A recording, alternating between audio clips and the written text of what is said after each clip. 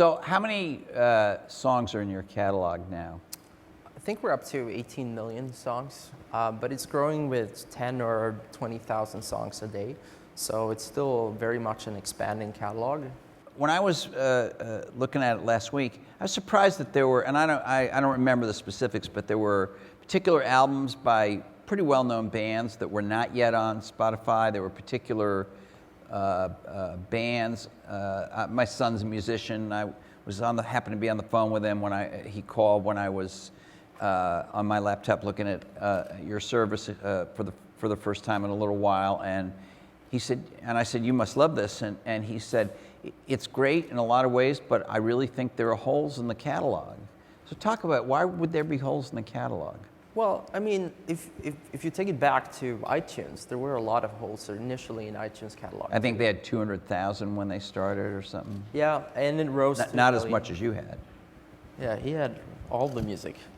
Yeah, we had music people didn't even know existed. Yeah. We had music artists didn't even know they'd written. Right. That was the best music. Yeah, yeah, for a variety of reasons. So seriously, I mean, you know, you've obviously been operating in the UK and elsewhere in Europe for a long time, and came here more recently. Hasn't that been enough time for you to get everything? But we're also adding a ton of new artists onto the service, some pretty well known. Like just a couple of weeks ago, we were the first streaming service to have the complete sort of catalog of Red Hot Chili Peppers on our service. So that was a big one. Bob Dylan before that. You know, we have Paul McCartney who just... Yeah, I saw your announcement about that, and I thought, whoa, Paul McCartney is just now coming to... I'm sorry, I don't mean to sound cynical, but I was like, I already think of you as kind of established. I know you're new, but I think of you as kind of established, and to me, the idea that you're only now getting... Well, keep in mind, we people. spent... So, I mean, a very brief version of the story of how we started working together. You know, Daniel had told me it was going to be about 6 weeks before we had the licensing done for the U.S. And I knew that this was probably a little bit, you know, sort of over-optimistic. So at one point, to say the ambitious side. Ambitious. Yeah. So at one point, you know, he takes me aside and he says, "Okay, you know, out of all of our investors, you're the only who's actually dealt with the record business. Like you know these guys, they sued you.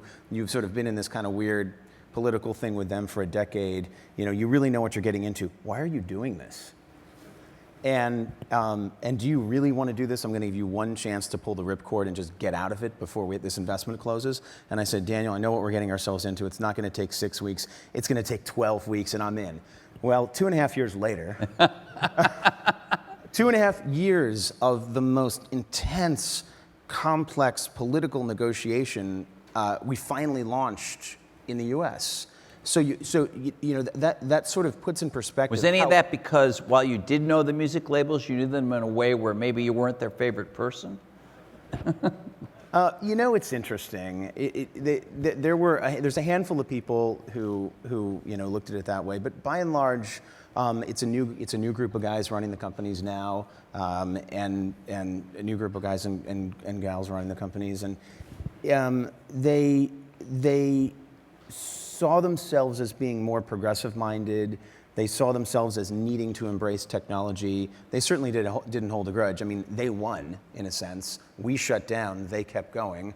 They won in the short term, and they sort of won the battle but lost the war, in the sense that if they had embraced Napster, they probably could have transitioned things to a more stable platform, in a monetizable platform, in an organic way, rather than having the shock of going from a $45 billion business to a $12 billion business.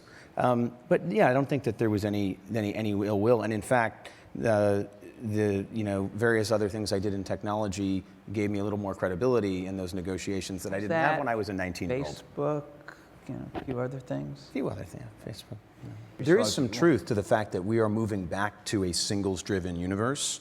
So while a lot of playlists on Spotify are albums, it is very much the case that singles, you know, thrive in this environment. Right. I mean, this started with iTunes and the decoupling of the album. But what's actually really kind of interesting about watching the evolution of Spotify from a sort of record company economics perspective is that the playlist is now the CD.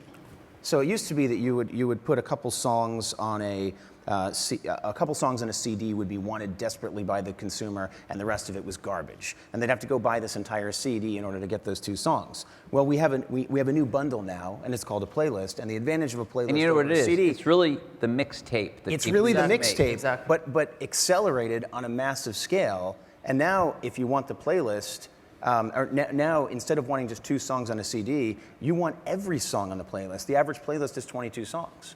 So you've got, it's a much easier consumer sell to basically Okay. get a consumer to buy a playlist So- versus a CD. So there have been some complaints from artists that they make very little money off your service compared to what they make off the download service. You guys have talked about the value of artists both here and elsewhere, how important artists are. You go around telling artists to make great music. Some of them seem to feel like you're not paying them enough. What's your answer to that? So the answer really is that, again, this is a new model. It works entirely different than it's ever worked before. If you think about the old model, you used to buy a record, there was a transaction going on. If you think about that translating to iTunes, there was a transaction going on here. The difference with Spotify is you get paid every single time someone plays your song. And that's not the same amount as if someone buys it, but that adds up. But their over time. sense has been that in this new model, which worked pretty well for you, they don't feel it works pretty well for them compared to the transaction model on, again, iTunes or Amazon or whatever. I don't agree because, again, we're the second largest digital revenue stream for labels in Europe already after iTunes. I'm talking about artists, though, not labels. Sure, but again, our relationship right now, we pay out the money to the labels, and the labels are in turn paying out the artists. But if you think about it for a moment, if we're the second largest revenue stream for the labels, that means by definition we're also the second largest revenue stream for artists too. Depending on what their formula is for paying the artists and whether it differs from a transaction versus a subscription. And I don't know, maybe you guys do know. It doesn't. We don't I mean, know. it doesn't. It doesn't. It doesn't really. Not in most cases. I mean, the idea of paying for portability, that ownership means portability, access everywhere. It's such a new and radical idea. And to your point, we're just starting out. We don't have our user base is not enormous in the U.S. There's a big difference between a paying customer, right, who has access to portability, and a free tier customer who's basically discovering music and building their collection. We want users to sit in the product, build a library, build playlists, and eventually get to the point where they say, damn it, I want that playlist in the car. I want to take it to the gym with me, or I want to burn it to CD and give it to my parents, or whatever. There will come a time in using our product where you want that accessibility, and the only way you get that is by becoming a paying customer. Before the audience Q&A, there's another story I've heard that Apple tried to keep you out of the U.S. Is there any truth to that? You want me to answer this one? Yeah, why not? I can get away with saying things he can't get away with. There was some indication that might have been happening,